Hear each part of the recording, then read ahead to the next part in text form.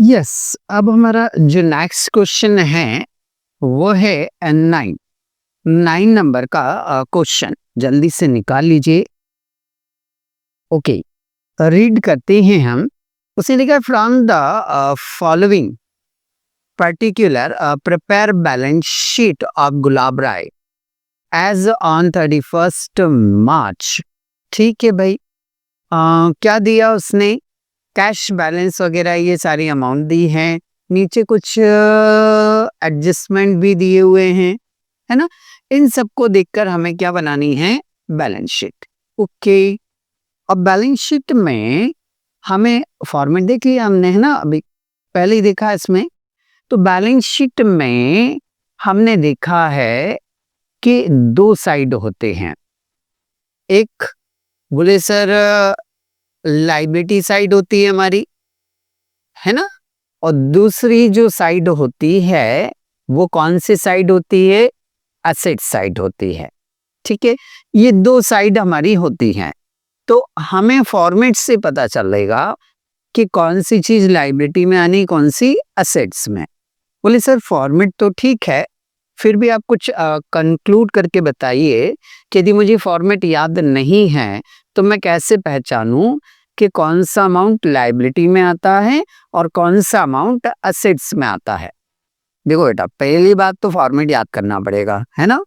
But फिर भी चलो, आप इतना रिक्वेस्ट करते हो तो मैं बता देता हूं कि बिना फॉर्मेट याद किए कुछ बातों को छोड़कर सभी चीजें आप समझ सकते हो कि वो असेट्स में आएगा या लाइबिलिटी में आएगा, है ना। ध्यान से सुनना है ना। चलो, कोई भी अमाउंट यदि हमें किसी को देना है, क्या करना है? देना है। कोई भी अमाउंट यदि हमें किसी को क्या करना है? देना है, तो वो निश्चित रूप से आपकी लाइबिलिटी होगी। कोई भी अमाउंट हमें किसी से लेना है तो वो निश्चित रूप से आपकी क्या होगी? एसेट्स होगी। देना लाइबिलिटी है, लेना एसेट्स है। या कोई अमाउंट हमारे पास ऑलरेडी है तो भी वो हमारी क्या कहलाएगी? एसेट्स कहलाएगी। तो इस तरह से भी हम थोड़ा सा पहचान सकते हैं कि कौन सी अमाउंट लाइबिलिटी में आना है और कौन सी अमाउंट जो है वो एसेट्स में आना है। तो ठीक है, हम इससे भी लगाते हैं। कैश। कैश भाई मेरी दुकान में रखा हुआ है, बताओ एसेट्स है या लाइबिलिटी है? बोले सर कैश हमारे पास है तो सर ये एसेट्स है। सर हम इसको एसेट साइड लिखेंगे। बिल्स रिसीवेबल, रिसीवेबल, रिसीवेबल, तो ये फिर हमारी क्या हो गई? एसेट्स हो गई। रिसीवेबल मतलब लेना है उससे, रिसीव्ड यानी मिल गया, और रिसीवेबल मतलब लेना है, एसेट्स है ये। बैंक ओवरड्राफ्ट, बैंक में जितना जमा था उससे ज्यादा निकाल लिया, उसको कहते हैं बैंक ओवर ड्राफ्ट। बैंक में जितना डिपॉजिट था उससे हमने ज्यादा निकाल लिया। एक तरीका लोन हो गया हमारे ऊपर, और लोन है इट मीन्स हमें वापस देना है, चुकाना है। तो ये आपकी क्या हो गई? लाइबिलिटी हो गई। Okay okay. नेट प्रॉफिट बताओ भाई, नेट प्रॉफिट जो है वो एसेट से है या लाइबिलिटी है? बोले सर नेट प्रॉफिट जो है वो एसेट्स से है। गलत जवाब। नेट प्रॉफिट एसेट्स नहीं होता है, नेट प्रॉफिट लायबिलिटी होती है। वो सर नेट प्रॉफिट लायबिलिटी कैसे हो गई? हाँ बेटा बता रहा हूं, चलो इधर आ जाओ। हम अपने आप को क्या मानते हैं? बोले सर हम अपने आप को बिजनेस मानते हैं, दुकान मानते हैं, शॉप मानते हैं, ठीक है ना। और इस शॉप को स्टार्ट करते समय आपने कैपिटल इस ऑनर से ली थी। हाँ बिल्कुल सर, इस ऑनर से हमने कैपिटल ली थी। तो कैपिटल जब मैंने इस ऑनर से ली थी तो ये कैपिटल बताओ, इसे वापस देना है या नहीं देना है? बोले सर देना है ना। तो बताओ कैपिटल क्या है? बोले सर कैपिटल असेट से है या कैपिटल लायबिलिटी है, क्या है दोनों में से? बोले सर इससे वापस पैसे देना है हमें। तो कैपिटल सर कैपिटल कंफर्म है सर, कैपिटल लायबिलिटी है सर। पक्का ना? कैपिटल क्या है हमारे लिए? लायबिलिटी है। पक्का ना? हाँ। अब ये बताओ, इस बिजनेस में प्रॉफिट हुआ तो वो प्रॉफिट अपन रखेंगे या ये ऑनर रखेगा? और सर वो अपना थोड़े ना, वो तो इस ऑनर का है, इस मालिक का है वो। तो फिर हमें ये प्रॉफिट भी इसको क्या करना है? देना है। ये प्रॉफिट भी इसको क्या करना है? देना है। और देना है तो फिर बेटा क्या हो गई? आपकी लायबिलिटी हो गई। तो प्रॉफिट हमेशा लायबिलिटी में आता है ना? तो याद रखिएगा, नेट प्रॉफिट हमेशा कहाँ आता है? लायबिलिटी में। फर्नीचर सर असेट से सर हमारी, ये तो पहचान में आ गई। कैपिटल सर अब भी जस्ट समझाया, वापस देना है, तो ये आपकी सर लायबिलिटी हो गई। Plant and machinery sir assets हो गई। डेटर सर असेट से, इनको उधार माल बेचा है हमने। डेटर मतलब इनको उधार माल बेचा है। जब इन्हें उधार माल बेचा है तो इनसे पैसा लेना है, और लेना है तो आपकी असेट्स है। हाँ, क्रेडिटर इनसे उधार माल खरीदा है हमने। क्रेडिटर इनसे उधार माल खरीदा है हमने, और क्रेडिटर से उधार माल खरीदेंगे तो इनको पैसा देना है, तो ये आपकी क्या हो गई? लायबिलिटी हो गई। बिल्स पेबल, पेएबल ऐसे पढ़ो इसको, पेएबल मतलब चुकाना है, पेएबल मतलब चुकाना है, देना है। देना है तो ये आपकी क्या हो गई? लायबिलिटी हो गई। ठीक है। पैटी कैश बैलेंस, छोटा छोटा जो रुपया मेंटेन कर रखते हैं उसका बैलेंस से है, तो ये असेट से है आपकी। छोटा रुपया आपके पास हो या ज्यादा रुपया आपके पास हो, असेट्स होती है। क्लोजिंग स्टॉक असेट से है आपकी। ड्राइंग, ड्राइंग वैसे तो असेट साइड आना चाहिए, बट नेट कैपिटल निकालते समय इसको हम लायबिलिटी साइड में लिखते हैं। और कुछ बोले नहीं है। ठीक है भाई। फिर सर ये आपने कुछ को काला कर दिया, कुछ को लाल लाल लिख दिया, क्या लॉजिक सर इसका? अरे मैंने कुछ नहीं किया, ये जो ब्लैक में लिखे हैं ये मैं लायबिलिटी साइड में लिख दूंगा, और ये जो रेड रेड लिखे हैं मतलब ये असेट साइड में आ जाएंगे। तो ये थोड़ा सा कलर कोड करा मैंने, कुछ भी पूछते रहते हो। चलो आगे बढ़ो। हाँ सर, नीचे कुछ एडजस्टमेंट भी दिए हुए हैं। हाँ दिए हैं। प्रीपेड इंश्योरेंस, प्रीपेड का मतलब क्या होता है? बोले सर हमने अगले साल का भी इसी साल दे दिया, इट मीन्स ज्यादा दे दिया। और किसी को भी हम ज्यादा अमाउंट यदि दे रहे हैं तो उससे वापस क्या करना है? लेना है। लेना है तो ये हमारी क्या हो गई? असेट्स। ओके।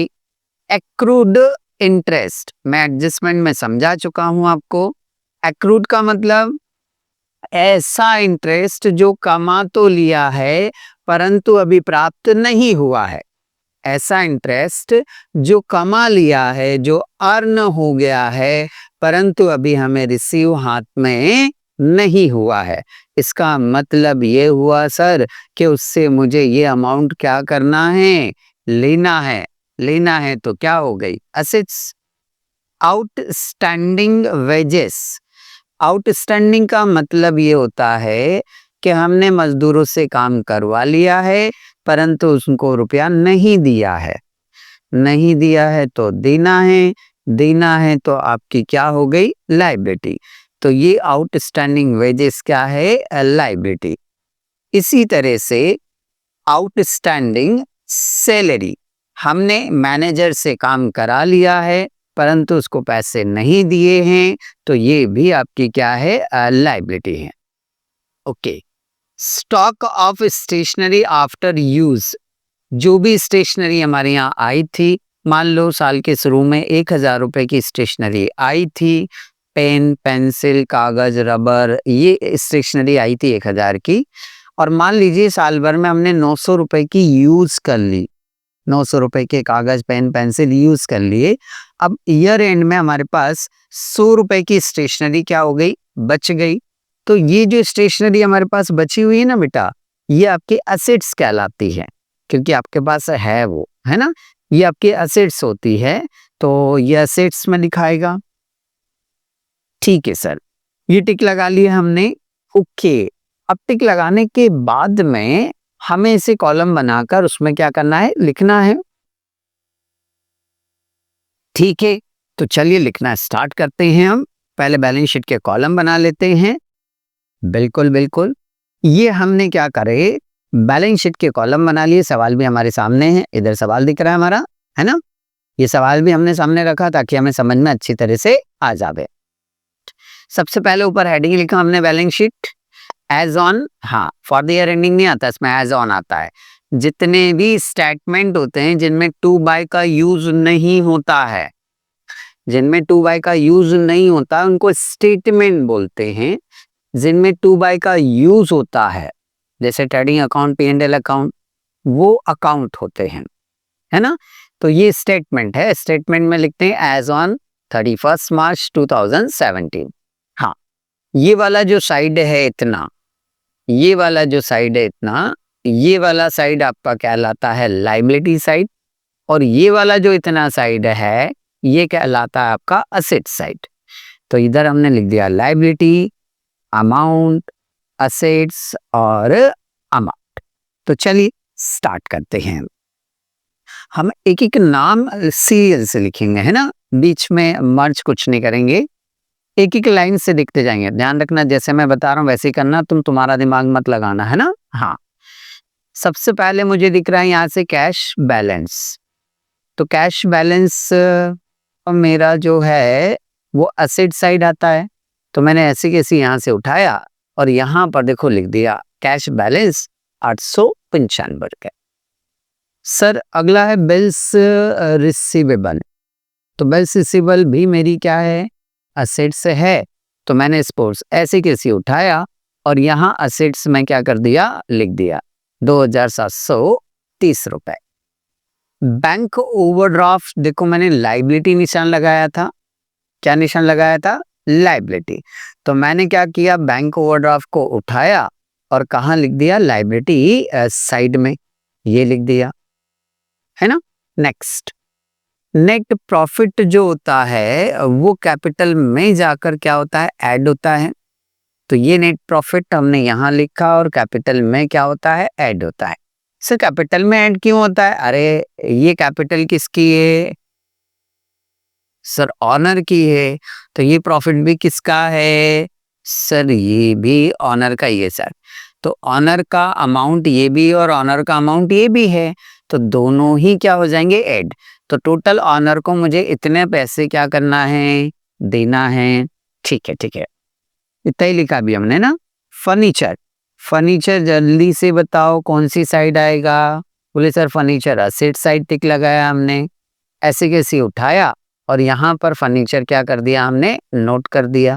ओके, इसके बाद में कैपिटल आ रहा है हमारा, तो कैपिटल जो है वो लायबिलिटी में आता है, हाँ सर लायबिलिटी में आता है, तो 10,428 हमने यहाँ उठाकर नोट कर लिया। ओके, प्लांट एंड मशीनरी, हाँ प्लांट एंड मशीनरी जल्दी बताओ कहाँ आती है, बोले एसेट्स में आती है, तो ऐसे कैसे उठाया, 6,230 हमने यहाँ लिख दिया।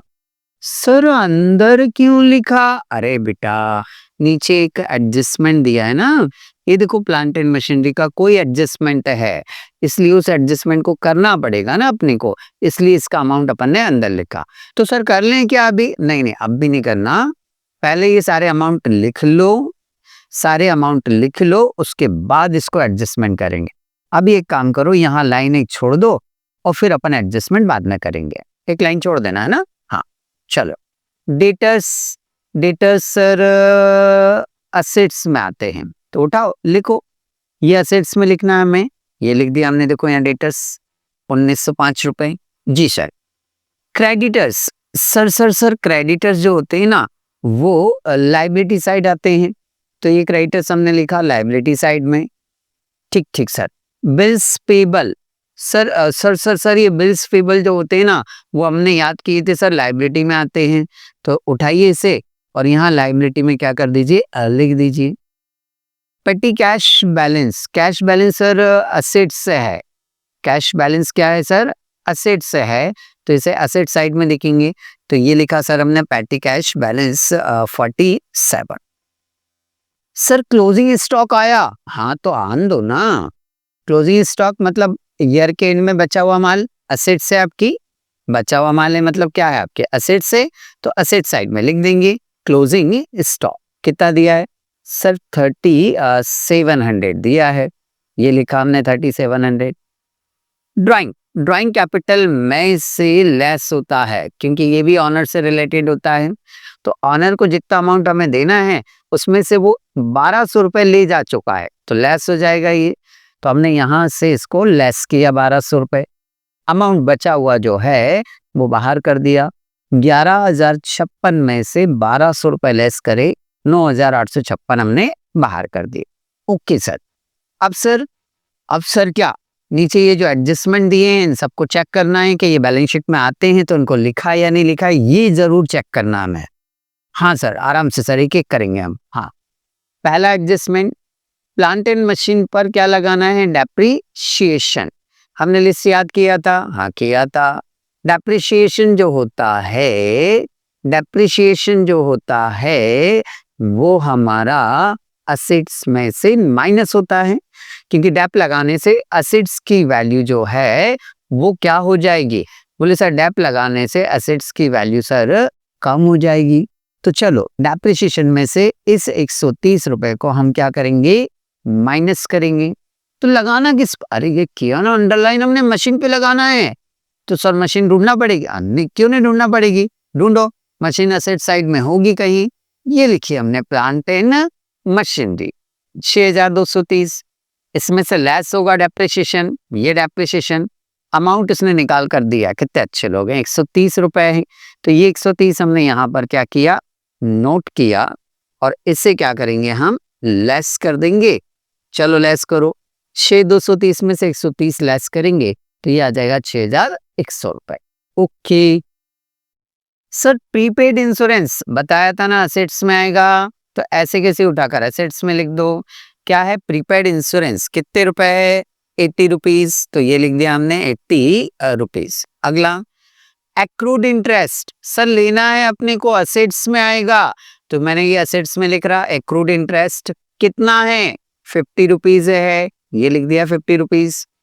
सर आउटस्टैंडिंग वेजेस आउटस्टैंडिंग है, तो आउटस्टैंडिंग कहाँ आता है, लायबिलिटी साइड में, अभी टिक किया था हमने, तो लायबिलिटी साइड में लिख दिया हमने outstanding wages 40 rupees. Sir salary का भी तो आउटस्टैंडिंग है, हाँ तो लिखना भाई, ये 60 रुपीज लिखा हमने, ठीक। स्टॉक ऑफ स्टेशनरी 100 रुपए, स्टेशनरी बची है तो असेट से, असेट साइड में लिखेंगे स्टेशनरी स्टॉक कितने रुपए, 100 रुपए, ठीक है। अब देखो कोई अमाउंट यदि अंदर लिखी हो तो उसको आप एक काम करो, पहले तो बाहर कर लो। अंदर सर कोई अमाउंट सर अंदर तो नहीं दिख रही सर, कोई अमाउंट अंदर तो नहीं दिख रही ना, हाँ सर अंदर कोई अमाउंट नहीं है। तो चलो टोटल लगा लेते हैं हम। पहले इधर लायबिलिटी की टोटल लगाएंगे हम, 6 और एक कितना हो रहा है 7, इन सब को ऐड करेंगे। ये जो इतनी अमाउंट है इन सब को जल्दी से क्या करेंगे, हम ऐड करेंगे।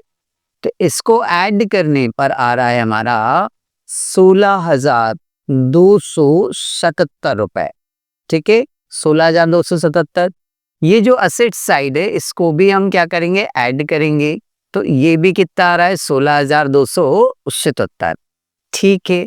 हमारा असेट्स और लायबिलिटीज दोनों जो है वो क्या आना चाहिए, बराबर आना चाहिए।